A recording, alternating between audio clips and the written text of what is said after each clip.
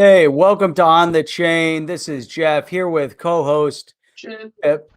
Today we are going to be covering a question from one of our viewers from the live stream. This is coming from Kevin Saliba.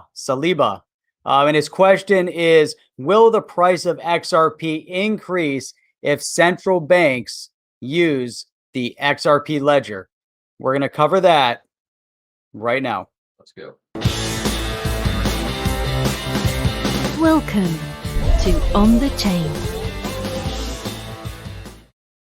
It's a good question, Jeff. Well, it's a great question because I think a lot of people, since they rolled out that private ledger, I think a lot of people want to know, hey, well, is that going to affect price? I mean, and I almost think that since the news doesn't affect price, since the MoneyGram, when MoneyGram signed on, that didn't affect price. When MoneyGram signed off, that didn't affect price. So they're kind of like everyone's looking for something that will sort of turn the channel on, turn the tide, I should say, on that. They're looking for the magic elixir. Yeah, of course, everyone's looking for that. But I actually think this was just massive news. It kind of was like, it was like a drop, you know, and it was like, oh, well, guess what? We have a private ledger. Everyone's like, what time is it? Is it the weekend yet? And I think a lot of what people missed about that whole thing was like, finally, you got game on. Because you remember Saudi Arabia, they cut Ripple from making the final cut about who they might use to mint their CBDC. The problem they had with it, with the whole problem with Ripple and XRP, is it was public. They're like, we're a bank, man. We got people moving all kinds of money. So Jeff, they come out with a private ledger. How is that going to impact price exactly? Yeah, so I mean, at the end of the day, if you're going to build on a private ledger, you're going to use the XRPL. Unless you're engaging with XRP specifically, I don't know that it's going to impact the price. I mean, it's good that you're utilizing the technology, using the solution. However, here's the caveat with all that. If you're using the solution, why not also tap into the ODL, the on-demand liquidity that's been created by Ripple within RippleNet? I know they're building on that on the XRP ledger, but there's other solutions, other technologies built within the XRP ledger. Maybe you can't take advantage of ODL, but if you're a central bank, why aren't you engaging with RippleNet using ODL? And also in that, I mean, it only makes sense, right? You have a CBDC built on the XRP ledger. It's natural. It's being drawn to each other. It's being drawn to the ODL and to the RippleNet. You don't have to use it, but I think it's meant to be. What do you think? Yeah, you're right. I mean, but I think where it could potentially have somewhat of an impact, suppose that, let's say, the euro, depending on, let's say the euro, they wanted to create some sort of the central bank of Europe wants to create a digital version of the euro, right? We already know that they're talking about doing in India the digital rupee. So I think domestically, minting it and using the XRPL, but on using a private ledger, I think where the big bang for the buck is going to come is that once they do start using cross-border stuff, then you're right. They're going to be able to take advantage of on-demand liquidity. And of course, XRP is that bridge currency. So we know that the XRPL, both the private and the public one, support up to 5,500 plus currencies. That's fiat, that's crypto. So they can basically change it to anything. So when a CBDC is going to be created, and they're going to be using this, whatever country is going to be creating it, that's where the volume comes in, right? It's going to be now, is it going to be immense volume? Hard to say. But knowing that a lot of countries move a lot of money outside, right? And especially when they move it to expats, people living out of the country, back into the country. I think that's where we might see somewhat of I don't know if it would be a massive price increase, but I do think that as more central banks sign on, we might see something.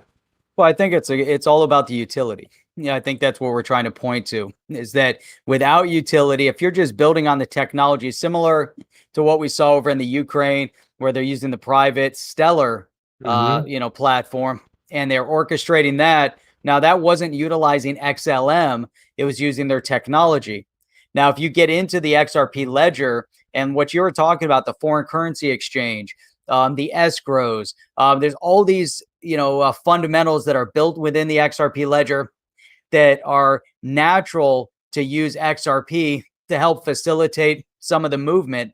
But here's the one thing that we do know is that let's say you have the central bank of the US and the central bank of the UK, and they both have CBDCs. You have a digital pound, and then you have a digital dollar.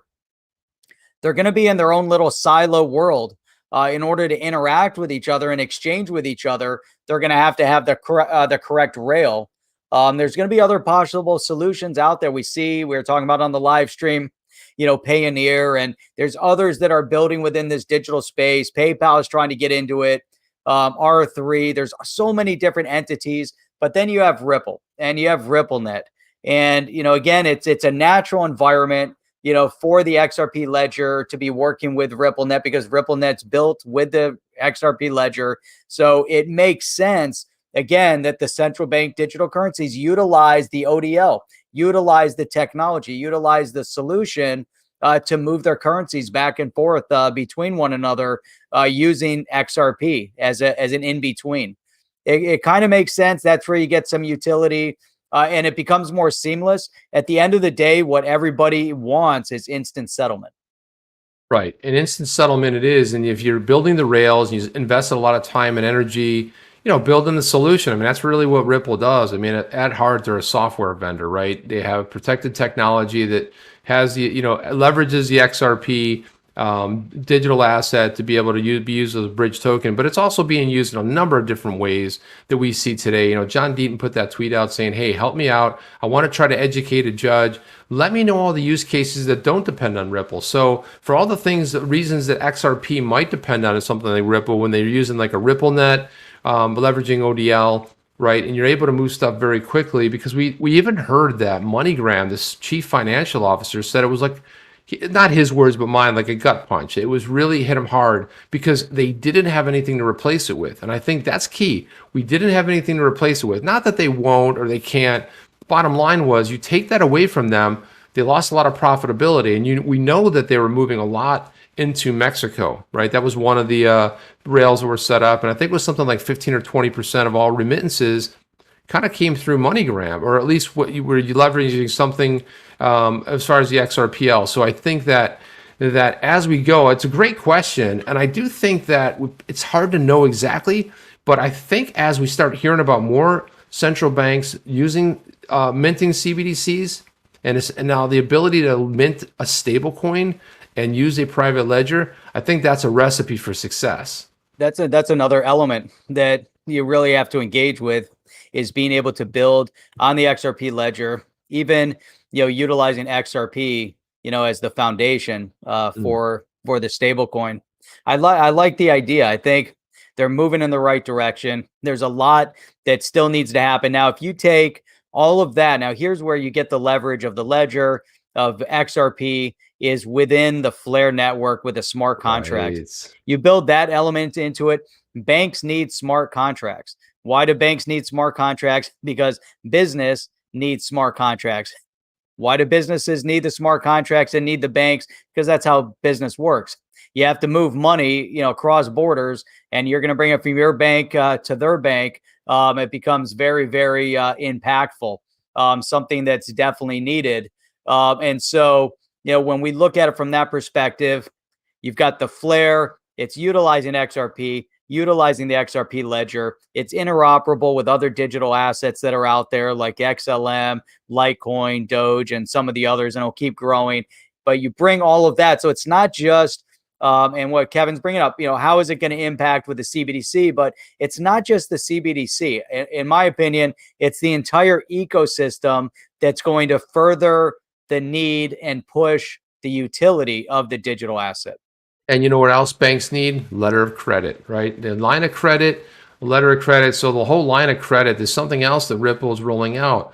And this may be able to somehow be packaged in some unique way, because remember, they rolled this line of credit thing out, and that you could sort of like, instead of like coming out of pocket, and because it's so fast, you could basically, take, it's almost like a little bit of a, you take a little line of credit, like a loan, so to speak, right? And it's really convenient because, it's short term, it's inexpensive. And again, banks use this stuff all the time. So a central bank can really take advantage of this. I think it'd be a really unique thing. And, I think it's a great question. I think I think there's a lot more to explore. And guys, if you don't know, we have a live channel. We do live streams 6 days a week, Sunday night through Thursday night at 8 p.m. Eastern time. That's New York, Miami time. And then Jeff does his Saturday morning stream with coffee, always 8 a.m. And then we're back on Sunday nights, right? And we love, you know how much we love the coffee. So guys, don't forget to subscribe and click that bell. Smash that thumbs up if it's your first time here. That way you'll be notified anytime we drop a new video. Click in down below because you'll be notified of the new videos we drop. And Jeff, that's all I have. You got anything? That's outstanding. Want to appreciate you guys for watching. Check us out on the live stream. We'll see you over there. Like Chip said, hit that big red button with a subscribe written all over it. And we'll see you on the next one. Are you down with OTC? Please like, subscribe, and click the bell to be notified when the next video drops.